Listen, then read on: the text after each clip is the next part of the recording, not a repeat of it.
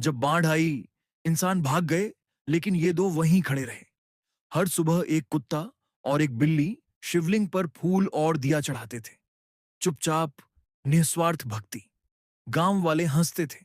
जानवर भगवान को क्या समझेंगे?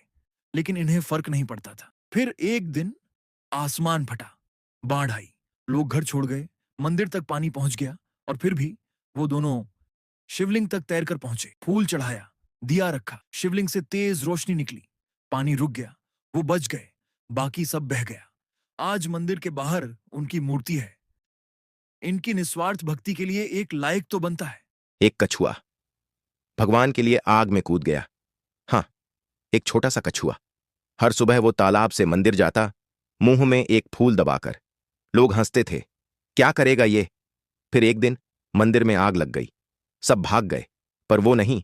धीरे धीरे जलती आग के बीच वो पहुंचा मूर्ति तक और फूल अर्पित कर वहीं बैठ गया। आग बुझी और वहां था भगवान के चरणों में बैठा कछुआ, क्योंकि भक्ति शरीर से नहीं, दिल से होती है। इस कछुए के लिए एक लायक तो बनता है। हर दिन एक नन्हा बछड़ा अकेला मंदिर आता था। ना फूल, ना मिठाई, सिर्फ एक तुलसी का पत्ता मुंह में दबाए। लोग हंसते थे, इससे क्या होगा? पर बछड़ा रोज आता था, पूरे प्रेम से। एक दिन जैसे ही पत्ता चढ़ाया, मूर्ति से निकली नीली रोशनी और कृष्ण प्रकट हुए। हाथ रखा उसके सिर पर, आंखों में करुणा, दिल में अपनापन।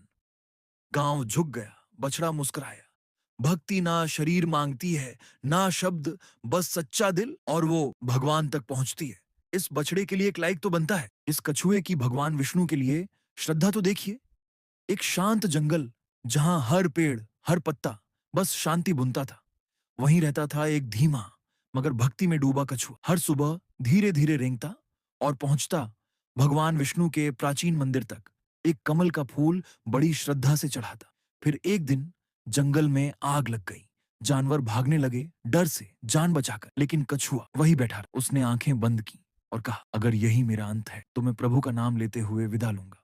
तभी बादल गरजे, बारिश बरसी, आग बुझ गई, मंदिर चमक उठा, जैसे खुद विष्णु ने आशीर्वाद दिया हो। जानवर लौटे और देखा कछुआ वैसा का वैसा शांत, भक्ति में डूबा। सारा जंगल नतमस्तक हो गया, क्योंकि उस दिन सबने जाना, सच्ची भक्ति शोर नहीं करती, वो बस चमत्कार कर जाती। इसके लिए एक लायक तो बनता है।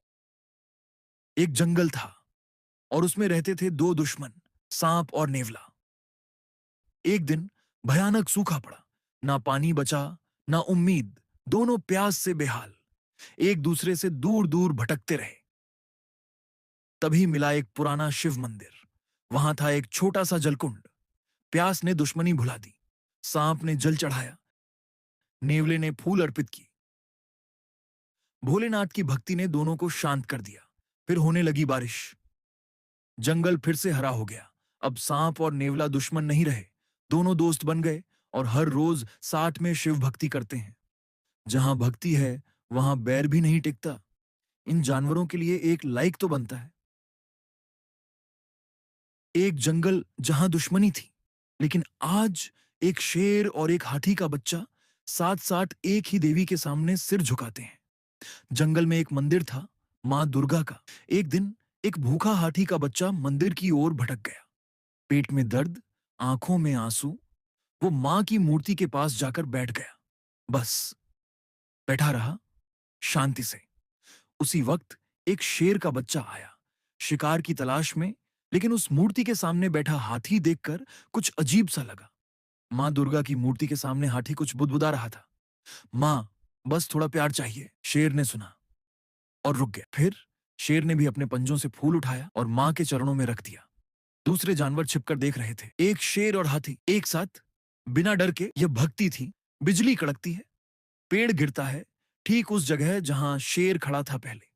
लेकिन अब वो मां की मूर्ति के पास है, सुरक्षित। जहां भक्ति हो, वहां दुश्मनी मिट जाती है। हर सुबह सूरज निकलने से पहले एक सफेद गाय मंदिर की सीढ़ियां चढ़ती। न कोई आवाज, न कोई घंटी बजाती, बस शिवलिंग के सामने खड़ी हो जाती और चुपचाप देखती रहती। पुजारी सोचते, क्या ये बस खाने की तलाश में आती है? एक दिन मंदिर बंद था, बारिश हो रही थी, रास्ते में कीचड़ था, फिर भी वो दरवाजे बंद थे। वो बाहर बैठ गई, शिवलिंग की दिशा में मुंह करके। रात भर बैठी रही। सुबह जब दरवाजा खुला, पुजारी ने देखा शिवलिंग पर सूखे फूलों की जगह एक ताजा कमल रखा था और गाय गायब थी। बाहर सीढ़ियों पर एक छोटी सी मूर्ति थी, उसी सफेद गाय की। नीचे लिखा था, जिसने कुछ मांगा नहीं उसी को सबसे ज्यादा मिला। इस गाय के लिए एक लाइक तो बनता है। गांव का एक सीधा सादा किसान हर दिन भोलेनाथ को दूध चढ़ाता था। ना कोई मन्नत, ना कोई मांग, बस भक्ति। लोग हंसते थे, कहते, पत्थर को दूध क्यों? वो मुस्कुराकर कहता, मेरे शिव सब देख रहे हैं। फिर एक दिन गांव में भयंकर सूखा पड़ा। सबके खेत जल गए, लेकिन उसका खेत हरा था।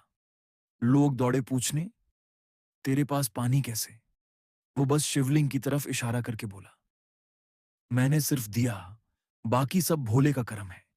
क्या हमने कभी बिना मांगे भगवान को कुछ चढ़ाया है?